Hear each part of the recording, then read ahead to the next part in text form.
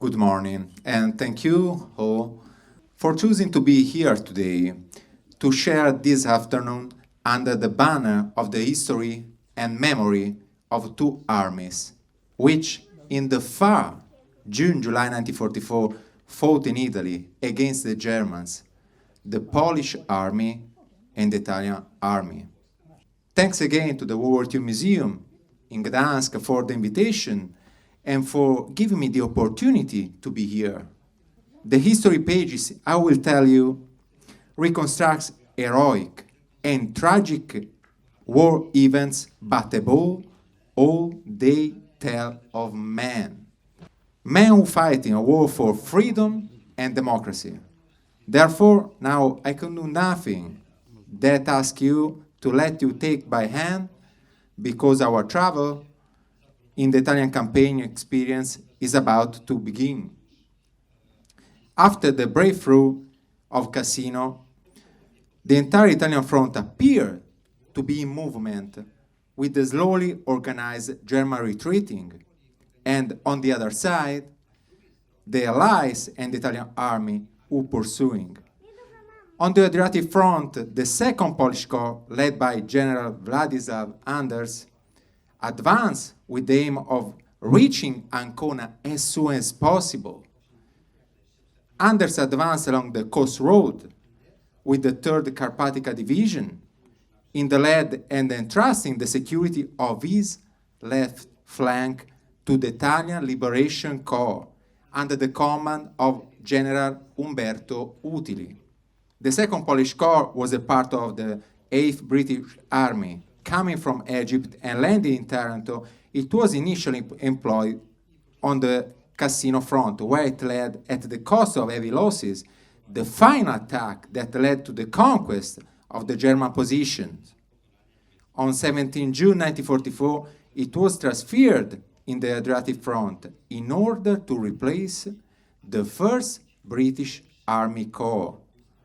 At that moment, the strength of the second Polish Corps was over 43,000 soldiers, divided into divisions, the 3rd Infantry Division Carpatica and the 5th Infantry Division Kresova, in Army Corps troops, artillery, services, scouting regiments, women's auxiliary service, and in the 2nd Armored Brigade, 3 regiments equipped with Sherman and Stuart tanks. An armored recognized regiment, the Maiella Partisan Brigade, and the Italian Liberation Corps, about 25,000 men, were also aggregated with the 2nd Polish Corps. The 111st Bridge Protection Company also operated within the Polish Corps, while air support was guaranteed by the Desert Air Force. As regards the Italian Liberation Corps, established on 18th April 1944, it was an organic unit based on 2 brigades and 1 division. It was the evolution of the 1st motorized group established on 26 September 1943, and was concrete demonstration of the Italian army's will to take up arms again against the German and to contribute to the war of liberation and the Italian campaign. The 2 brigades of the Italian Liberation Corps framed combat units already present in the motorized group, while the 184th Infantry Division Nembo, belonging to the specialty of the paratroopers, was brought back from Sardinia Island. With an initial strength of 9,000–10,000 men, the Italian Liberation Corps came to employ around 24,000 Italian soldiers. It should be remembered that the 185th Autonomous Paratroopers Nembo Battalion was included in the 1st Brigade, while the 9th Arditi Assault Group was part of the 2nd Brigade. We speak again about them because the 9th Assault Group was made up of Arditi who have been the protagonists of the fight at Rustico and Polverigi.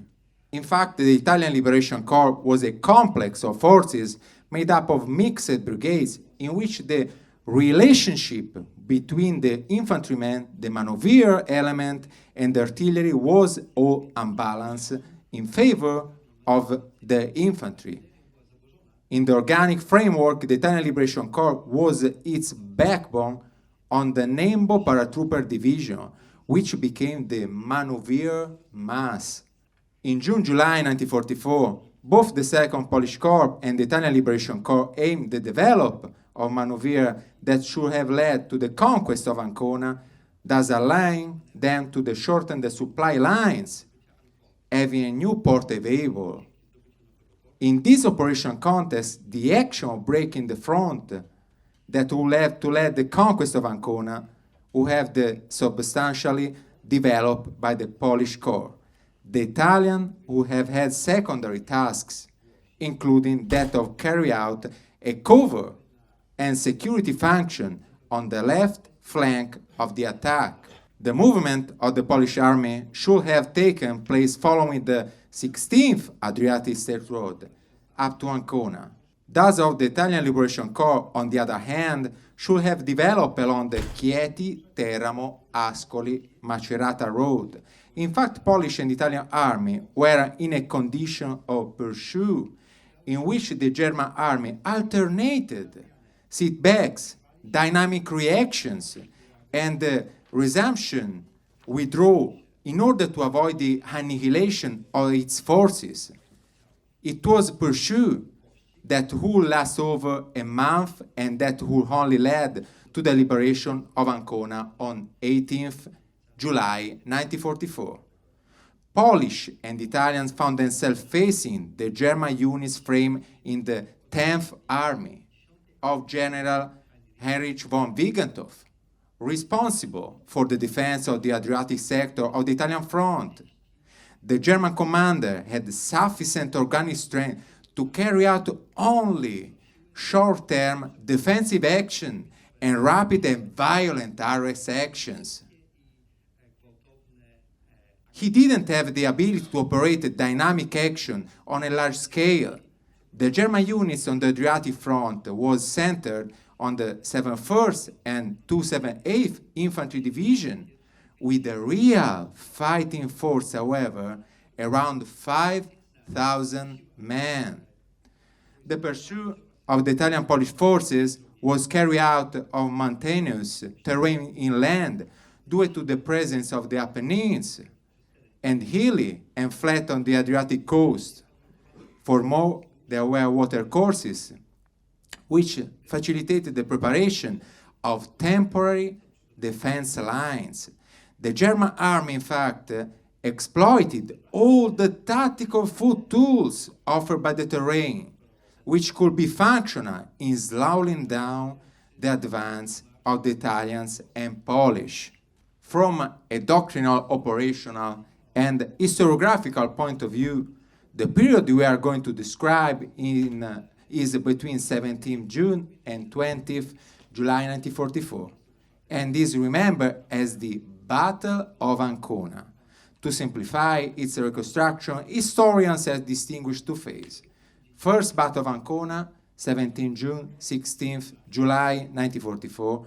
Second Battle of Ancona, 17th, 20th July 1944. Let's start by telling what was happening in the summer of 1944.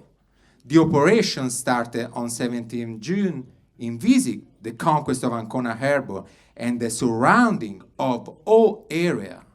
The Polish units began the movement from Atri and Siri, advancing with the 3rd Carpathia Division on the right along the coast, and with the 5th Kresova Division in the middle.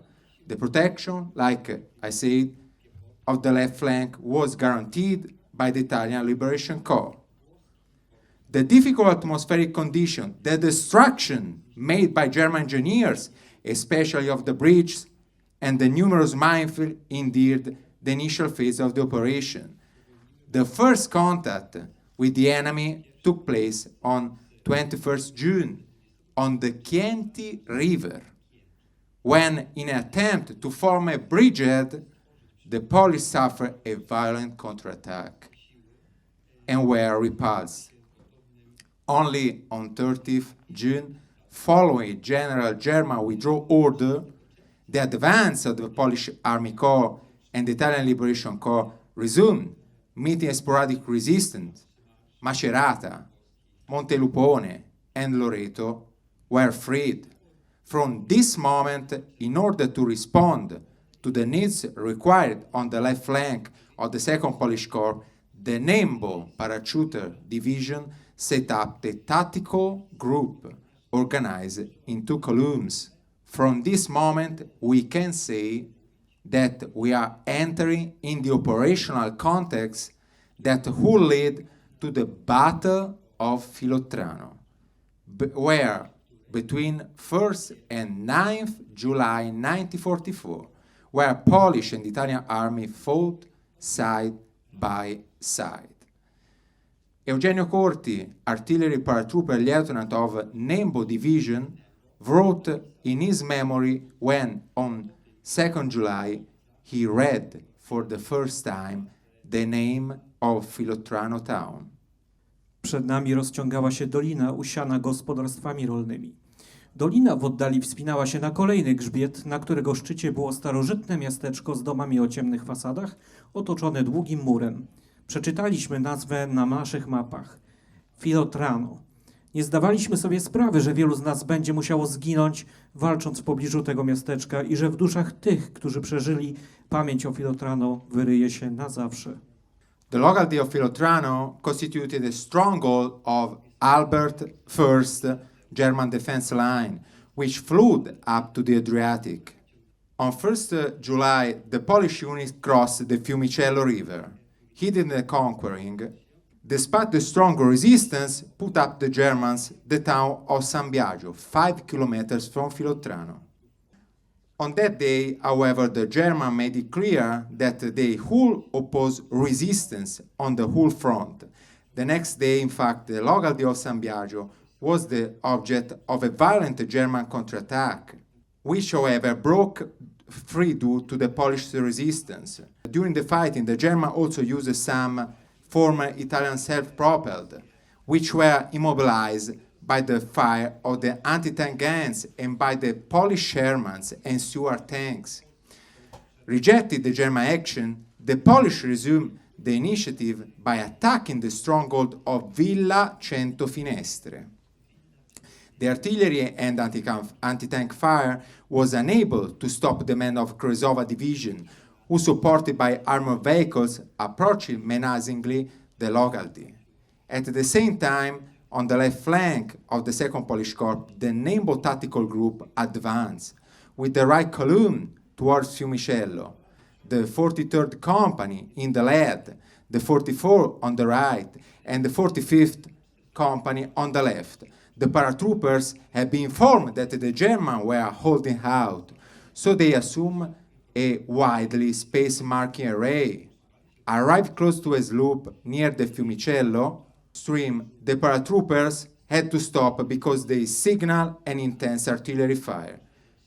Once the machine guns were positioned, the Italian soldiers attempted to cross the river, although the action took place under constant fire from German artillery, mortars, and machine guns.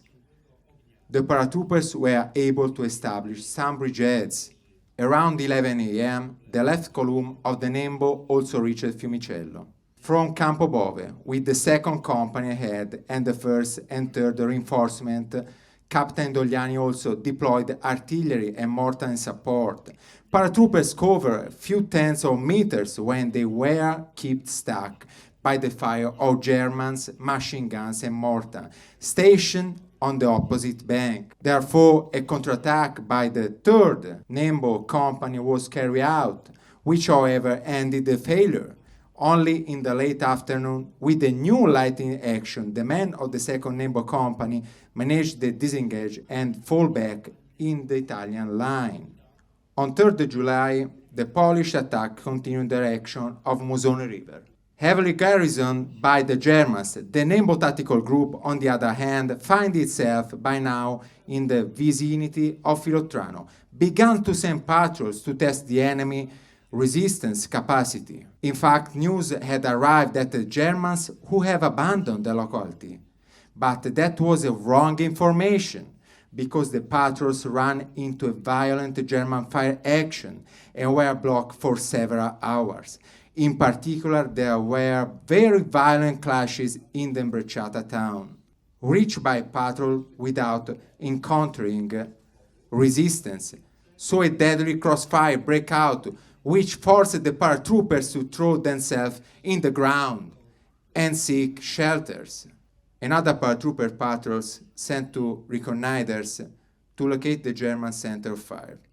However, fell into an ambush and was completely exterminated.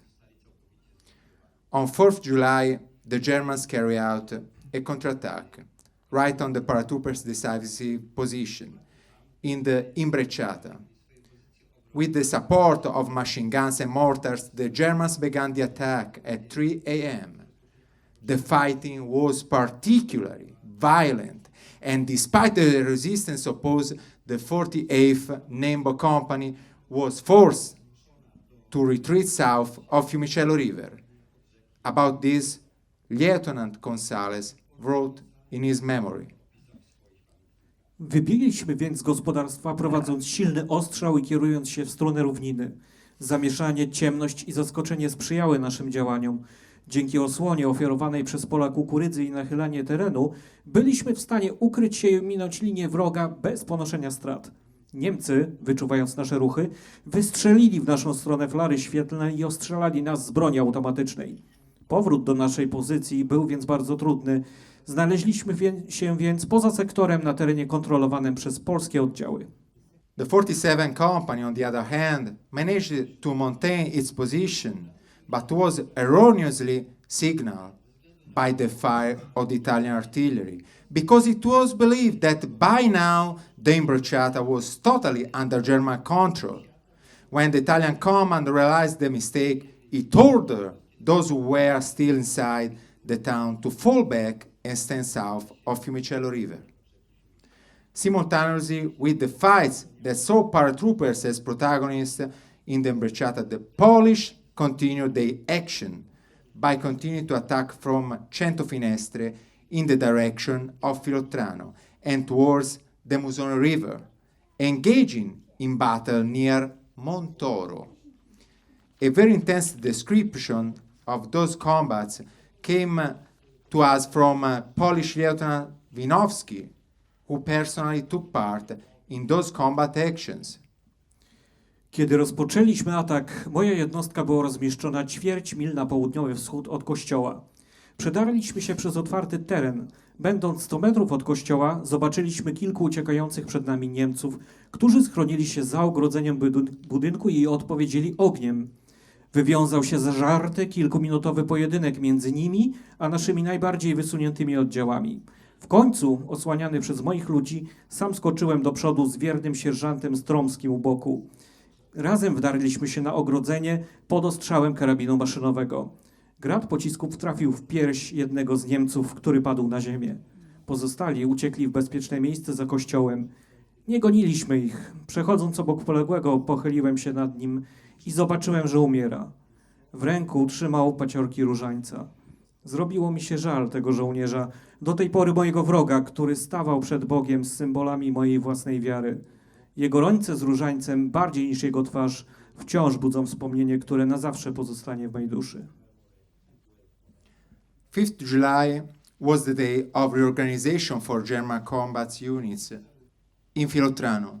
This is the map of the city of Filottrano. The 1st Battalion of the 994th Regiment of the 278th Wehrmacht Division was replaced by the 1st Battalion of the 221st Regiment of the 71st Wehrmacht Division. The Nembo tactical group also stopped the reorganize itself. The 2nd Polish Corps, on the other hand, was engaged in the conquest of Osimo. On 6 July, the Crosova division resumed the attack on the dual east-west side front from Cento Finestre towards Filottrano and south-north direction towards the Musone River. The Musone River was passed around noon, and the solid brigade was built while other Polish units attacked towards Montepolesco, threatening Filottrano with outflanking. In this context, Anders ordered the Nembo tactical group to pass Fiumicello and the line with the 2nd Polish Corps. The order and movement provide for the 15th Battalion to go round the Imbrecciata Ridge from the southeast, while the sappers had to aim directly towards the town, starting from Osteria Nuova. The right wing managed to advance undisturbed up to Imbrecciata, only to remain pinned down by the violent German reaction.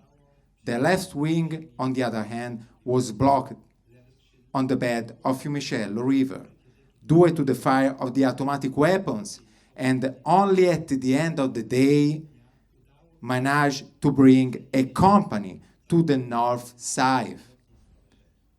The 7th July, the Germans were under pressure and ordered to proceed the fortification of Filottrano. The hospital and the monastery of Santa Chiara were used as defensive posts, which controlled the southern and eastern gates of the town. In addition, numerous strongholds were established within the country. In fact, the defense of Filottrano was ensured by a tactical group made up of the 1st Battalion of the 211 Wehrmacht Regiment and the 2nd Battalion of the 994 Wehrmacht Regiment, plus some self-propelled vehicles of the 26th Armored Division. Also on 7 July, the commander of the Italian Liberation Corps, General Umberto Utili, the commander of the Nembo Division, General Giorgio Morigi, and the commander of the Crosova Division, General Nico Densulik, met at Villa Cento Finestre to finalize the plan which the following day should have led the conquest of Filottrano. Given the difficulties encountered by the paratroopers, it was decided that the attack would develop from the east, starting from Villa Cento Finestre, with a diversionary action from the south.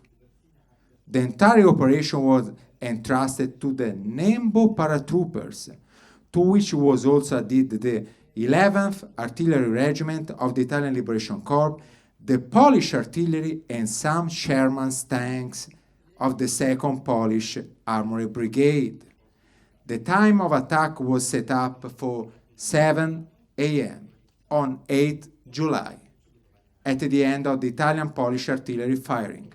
The artillery firing began at 6 a.m., and as soon as it finished at 7:10 a.m., the paratroopers began the assault. Paratroopers Lieutenant Mend, who was at Villa Cento Finestre, was deeply impressed by the Italian-Polish artillery fire, so much so that he described the episode in his diary. Jasne słońce na czystym niebie, bez najmniejszego powiewu wiatru. Obserwujemy obrzeża Filottrano, drogi, winnice. Wszystko jest martwe, jakby wyludnione. To cisza przed burzą. Nagle ognisty huragan z ogromną gwałtownością zaczyna przyprawiać nas o dreszcze. Filottrano znika w chmurze dymu zwiastowanej przez bombardowanie, które poprzedza i jednocześnie przygotowuje ostateczny atak. Gęsty dym unosi się ku niebu, zasłaniając słońce. Miasto jest dobijane i rozrywane na strzępy, a my czujemy, że jego los dotyka również nas. The 15th Battalion advanced along the Filottrano-Osimo Road. The battalion was preceded by exploratory patrols, especially of deminers. Up to the town Tornazzano, the movement took place regularly. At 7:30 a.m., however, the German opened fire with artillery, forcing the paratroopers to seek shelter. As a result of the German fire reaction, Morigi ordered to the 13th Battalion to move from the south to lighten the pressure. The battalion, with its 3 companies, advanced for about 700 meters, harshly opposed by artillery, automatic weapons, and raids by German armored cars.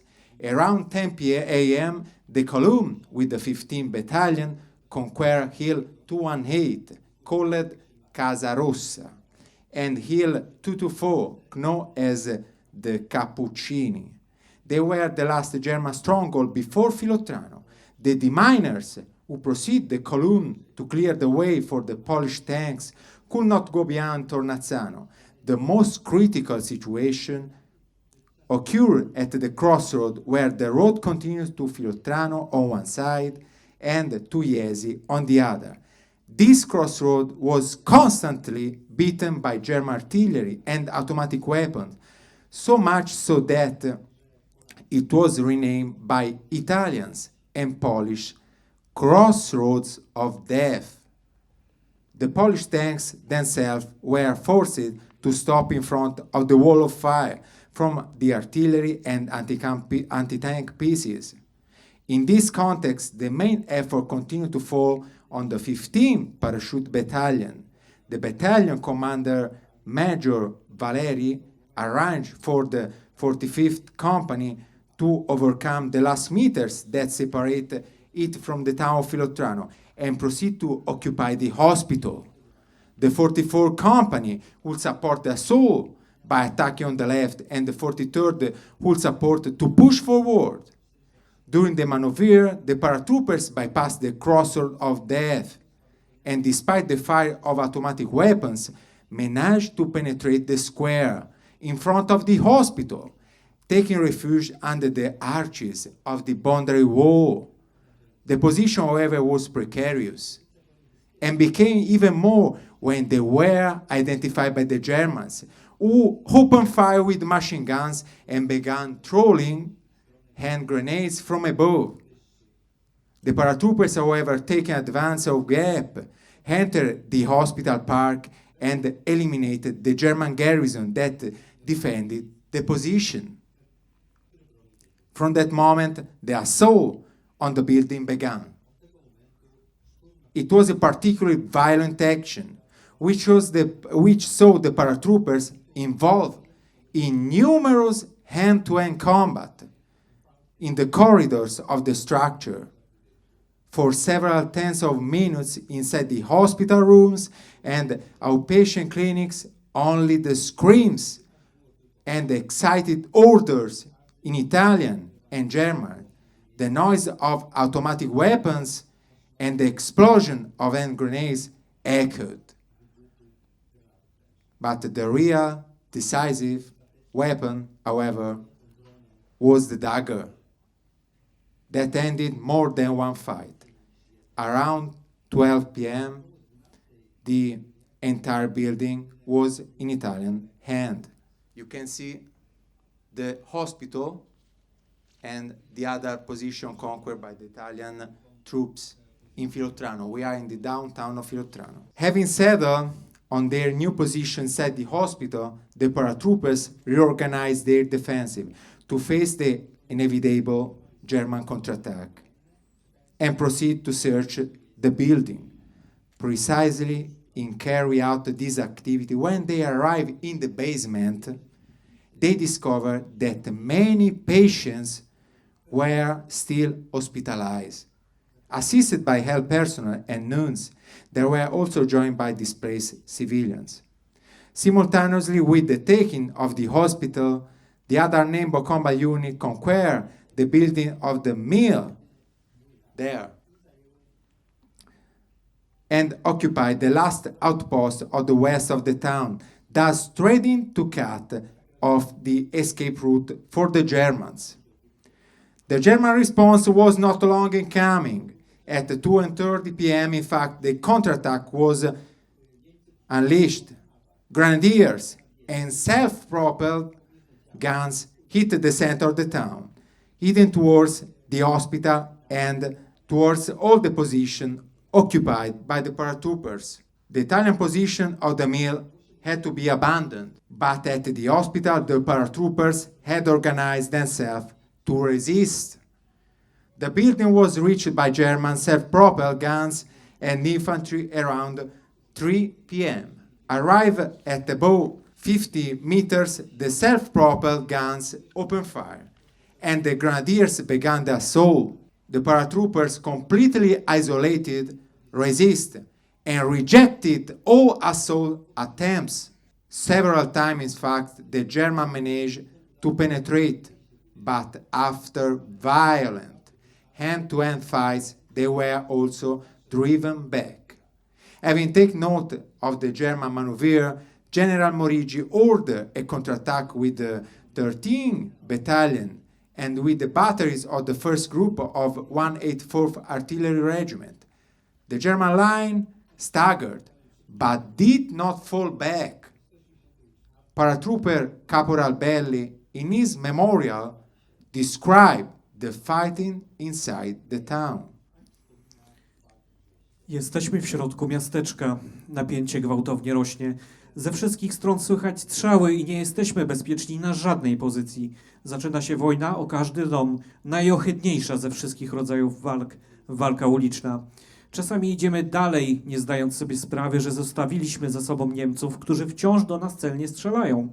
Aby zadać nam straty, niektórzy z nich wychodzą z podniesionymi rękami, albo za nimi stoją inni i strzelają do tych z nas, którzy zamierzają wziąć poddających się do niewoli. W ten sposób, z powodu tej podłej sztuczki, polegli porucznik Brandalize i kapral Caporossi.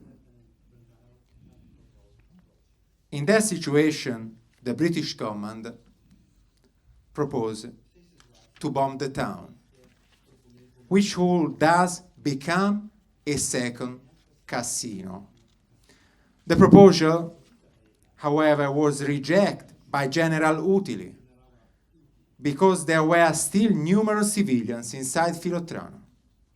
At 4 p.m., the German pressured the street, and having failed to recapture the hospital, the grenadiers withdrew. On the other hand, General Morigi ordered a new assault with the participation of Polish tanks as well. At 5 p.m., the men of the 185 Sapper Battalion and of the 14th Parachute Battalion, followed by 3 Shermans, moved and arrived again close to Filottrano. The infantry continued to train the urban center. The tanks, on the other hand, were unable to overcome the crossroad of death. A Sherman was hit by anti-tank gunshot. A second vehicle was immobilized by a mine, and the third tank fell back to its starting position. Caporal Major Dino Guerri, belonging to the 3rd Company of the Sapper Battalion, is a witness and protagonist of those fights. Schronieni w rowie, podczas gdy starszy sierżant opatrywał mi rany, dostrzegliśmy kilka czołgów polskiej dywizji, nacierających, by wesprzeć nasz atak. 2 z nich właśnie dotarły na skraj skrzyżowania. Zobaczyliśmy, jak zostają trafione przez niemieckie działa przeciwpancerne i zapalają się. Załogi wyskakiwały przez włazy, desperacko próbując się ratować. Therefore, even the action was not decisive, and at 7 p.m., the Italian command ordered the suspension of operation and the withdrawal of all Nembo combat units to more rearward and safer position. The last disengaged were the defenders of the hospital, who rejoined the Italian lines at 10 p.m. By evening, the German troops defending Filottrano were exhausted, and for this reason, they received the order to abandon their position and head towards Jesi. At 10:30 p.m., there were no more Germans in the town of Filottrano. On the morning of Sunday, 9th July, the 13th and 14th battalions sent some scouting squads to take stock of the situation. These were the men who, under the command of Lieutenant Munaron, realized that Filottrano was free by Germans and hoisted the first Italian flag on a balcony. Subsequently, same tricolor was placed by San Civilians on the top of the city's aqueduct.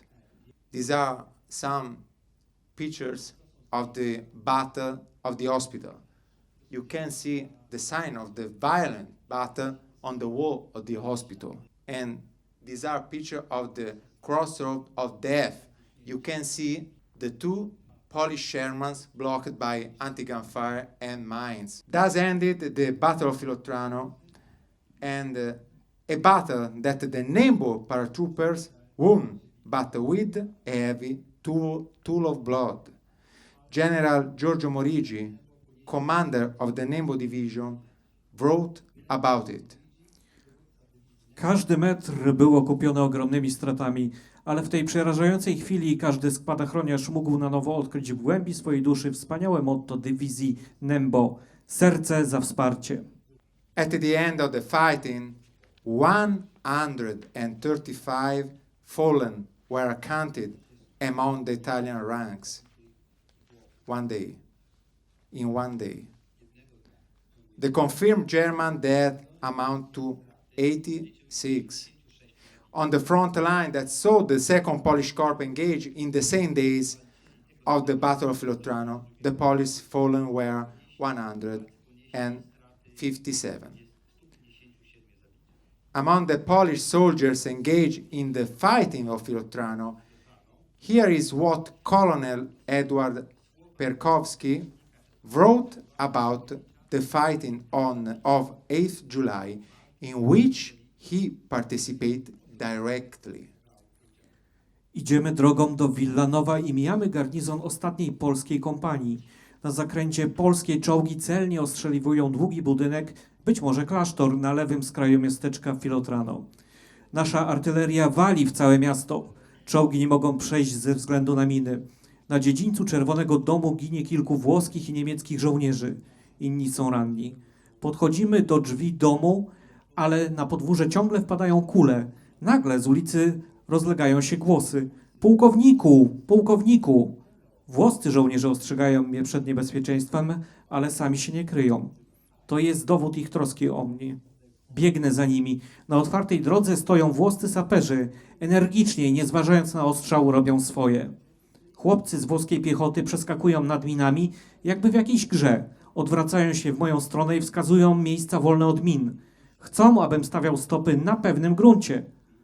Wchodzimy do fabryki. Niemcy uciekli.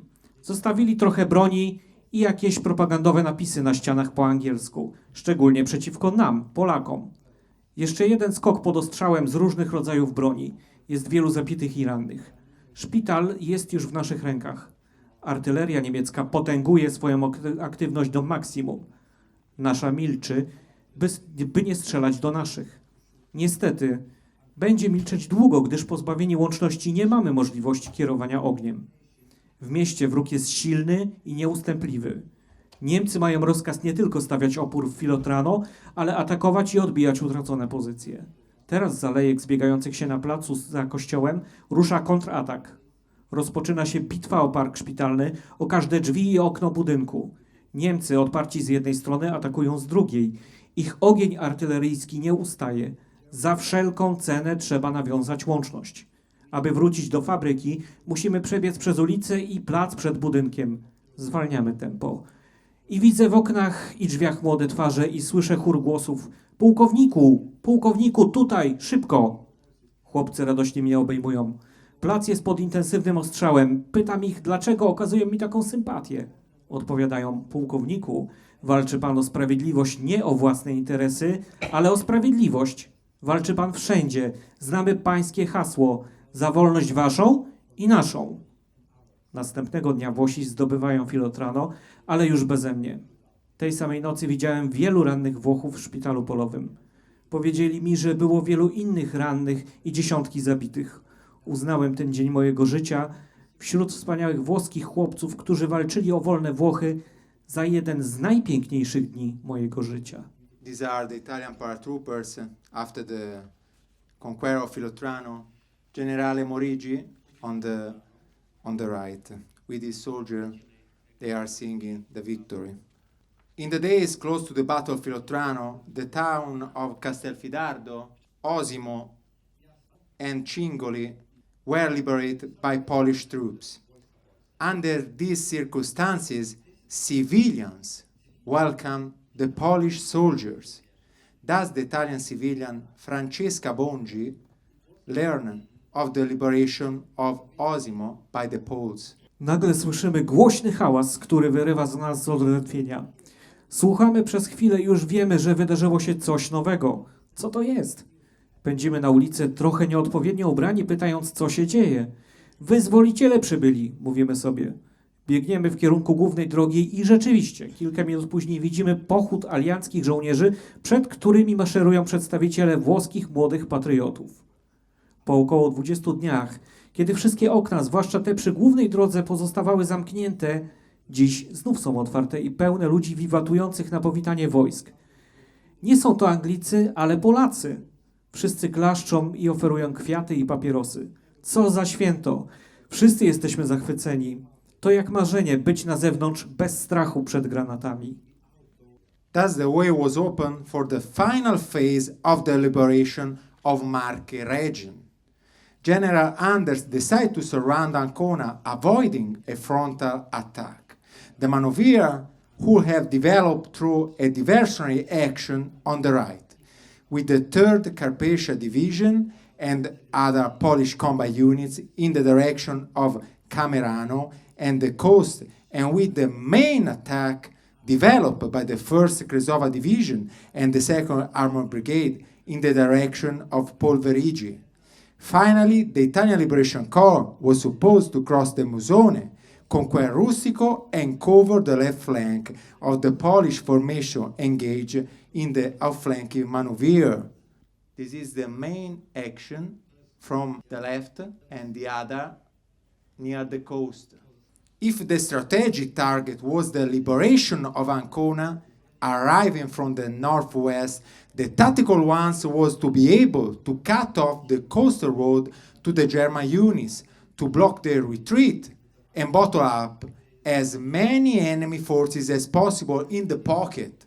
The Second Battle of Ancona began on 17 July when the 2nd Polish Corps, supported on the left by the Italian Liberation Corps, attacked the Albert II defense line, which ranged approximately from the town of Numana on the sea to the north of Cingoli.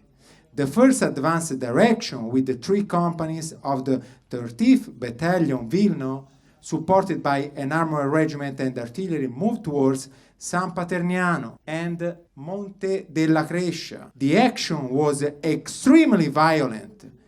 The German, in fact, even if severely tested by the fire of Polish artillery, opposed a fierce resistance with all weapons available.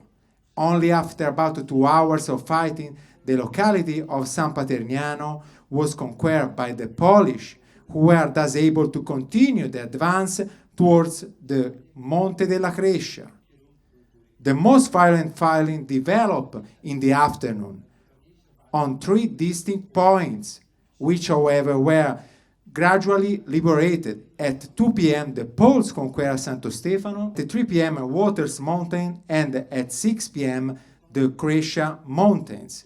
The conquest of this last location, that had strategic importance for continuing the maneuvers, was particularly difficult, because he had been fortified by the Germans, who also used the pre-existing caves for improved the defense line. The bloodiest phase of the battle was fought on the mountain slope of San Paterniano, where an impressive number of Polish tanks, followed by infantry, after violent artillery bombing, began the attack. Not a cloud of land was spared from artillery and blood, so much so that for years no more vegetation grew on that side. The priest of San Paterniano di Osimo, Don Fulvio Badaloni, in his diary dated on 17th July, described all the violence and horrors of the fighting. Każdy dom, każde pole, każde drzewo. Nasza okolica nosiła nie dające się usunąć ślady walk, począwszy od szkoły aż po całą Ofagnę.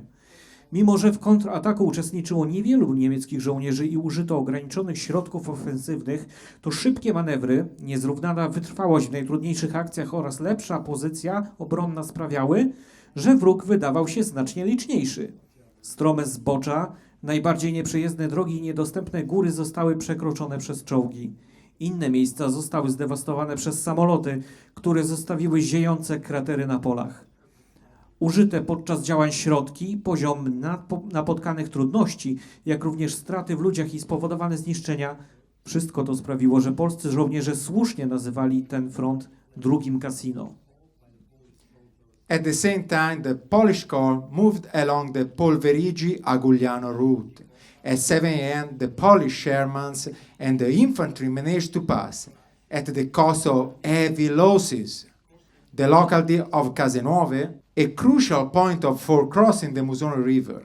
A few tens of minutes passed and 2 columns of tanks began to cross the Musone in the forwards arranged by the engineers. At 8 a.m., just an hour after the start of the action, the Polish armored vehicles had penetrated for a kilometer behind the front line and had reached Monte Torto. Between 1 and 2 p.m., the armored column on the right conquered the Bivio di San Vincenzo, a strategic position to continue the advance towards Polverigi and Agugliano. The armored column on the left, on the other hand, was experiencing great difficulty due to the resistance put up by the Germans and due to the particularly steep and harsh terrain. Therefore, the armored vehicles were forced to split into two, one group which head towards San Vincenzo and another towards Palazzo Mainardi. Only after having occupied both localities, the two groups were able to reunite and proceed on Monte Bogo, which was conquered at 5:30 p.m. From its top, the Polish could see the German retreat in the direction of Chiaravalle. Only at that point could the armored column on the right move towards Polverigi. The tanks entered the town at 5:40 p.m. Violent fighting broke out immediately, so much so that only at 7 p.m. under soldiers had control of the city center. Finally, Anders' plan envisaged a third attack direction, the direction of Rustico, which would have seen the Italian Liberation Corps soldier and the Polish Shermans as protagonists. Before I tell you about these battles, I want to show you some photographs of the actions of the Poles at Monte della Crescia. This is Monte della Crescia, where Shermans and Polish infantry fought for all the day of 17th. San Paterniano, Stuart tanks, and Polverigi. You can see the foxholes that were used by the German soldier to attack and defend their position. In the Italian sector, the Arditi of the 9th Assault Group, the 6th 8th Infantry Regiment, the Polish tanks, about 120, were up against the 7th Recognized Battalion. In that sector, the front, the German fortification system was highly organized. There were no permanent fortification, but field fortification systems was created that used light construction materials such as timbers, sandbags, etc.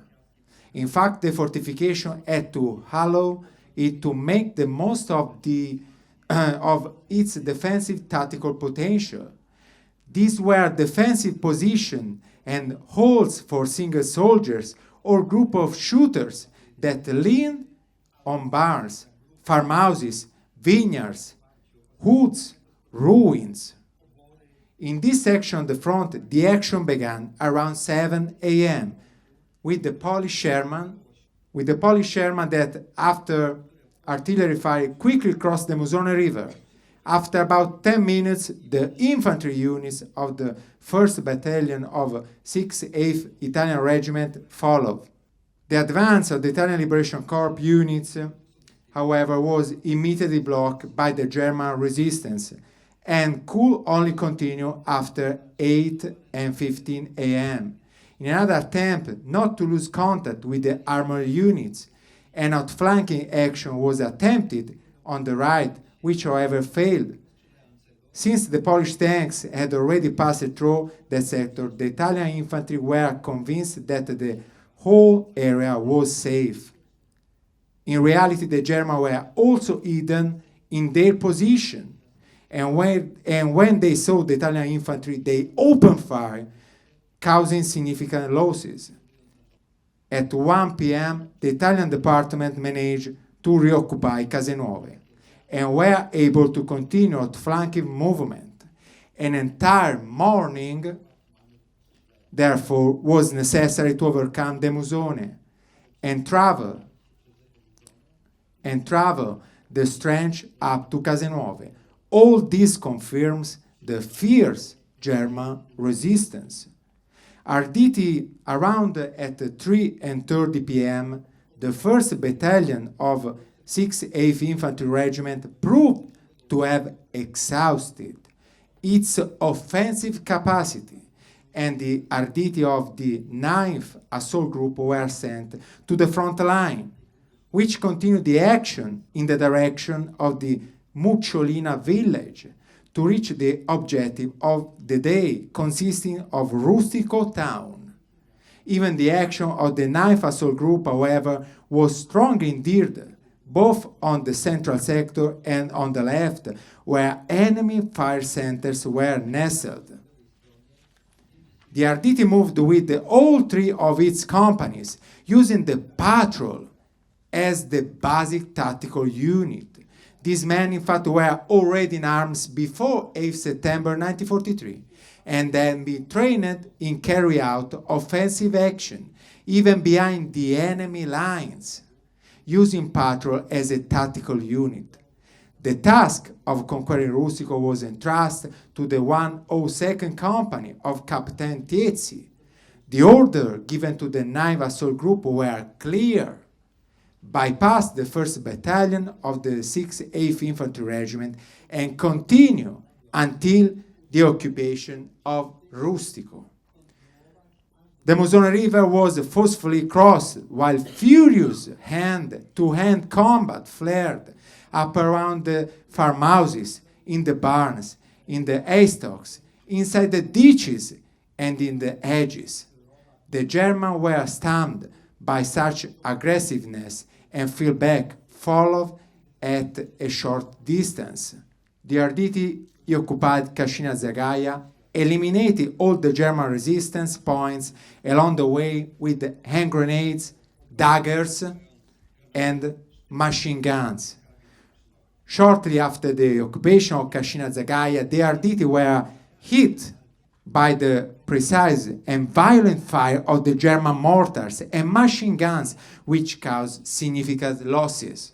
Reorganized, the 102nd Arditi Company was called to continue the action, and Capitan Pietro Tiezzi began to move up the stretch of land that separated them from Rustico.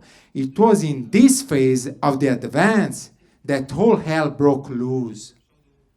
The Italian position, in fact, were hit by the fire of German heavy guns and mortars. The men of the 102nd Company realized that such accurate artillery fire could only be due to the presence of war observer.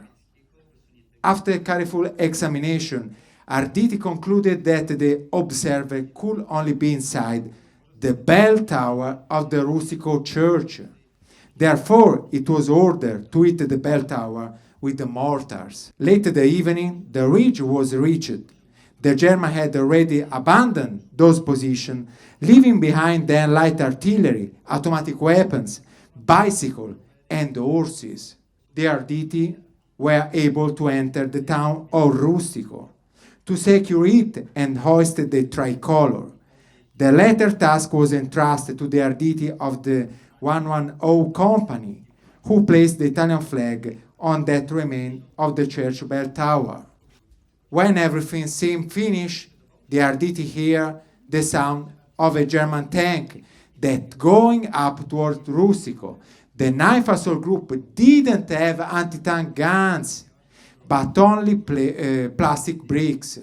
Immediately, two Arditi with 6 kilos of explosive each set up in two positions to act as tank hunters. The armored vehicle, however, after firing a few shots on the town, gave up on continuing the action. At 10 p.m., the objective was achieved. The 9th Assault Group had occupied Rustico, thus managing to make contact with the Polish units stationed at Bogo Mountain.